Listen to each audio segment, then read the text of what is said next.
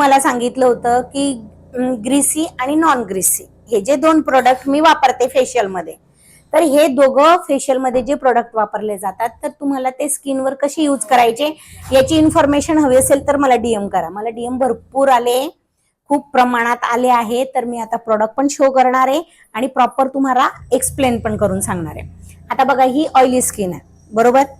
हे प्रोडक्ट आहे ग्रीसी, हे नॉन ग्रीसी. ओके, मग ही ऑइली स्किन आहे तर हिला ऑइल दिलेलं चालेल का? तेलाला तेल जास्त खराब करतं, म्हणून आपल्याला हिला ग्रीसी प्रोडक्ट द्यायला चालणार नाही. मग हिला कुठलं प्रोडक्ट द्यायचं आपल्याला? Non greasy.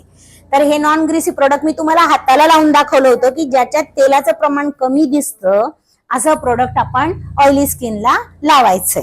आणि ह्या आधी आहेत कशा आहेत, तर ह्या आहेत ड्राय, डिहायड्रेटेड. मग डिहायड्रेट ड्राय आहे, तर मग यांना आपल्याला तेलाचं प्रमाण कमी आहे, यांची स्किन शुष्क आहे, तर मग अशा स्किनला आपल्याला काय द्यावं लागेल, तर तेलाचं प्रमाण वाढवावं लागेल. तर मग त्यांना आपल्याला हे ग्रीसी प्रोडक्ट द्यायचंय. हे ग्रीसी प्रोडक्ट आपल्याला प्रॉपर त्यांना लावायचंय, मसाज द्यायचा आहे, तर फेशियल मध्ये तुमचे अमेझिंग रिझल्ट येतील. अशा प्रकारे तुम्ही स्किन जज करायची आहे, स्किन पण जज करायची, प्रोडक्ट पण जज करायचंय, मग त्याचं ऍप्लिकेशन करायचंय, प्रॉपर लावायचंय आणि क्लायंटला रिझल्ट द्यायचा आहे. तर तुम्ही जे मला डीएम केलेले होते त्याचा आन्सर मी तुम्हाला दिलेलं आहे.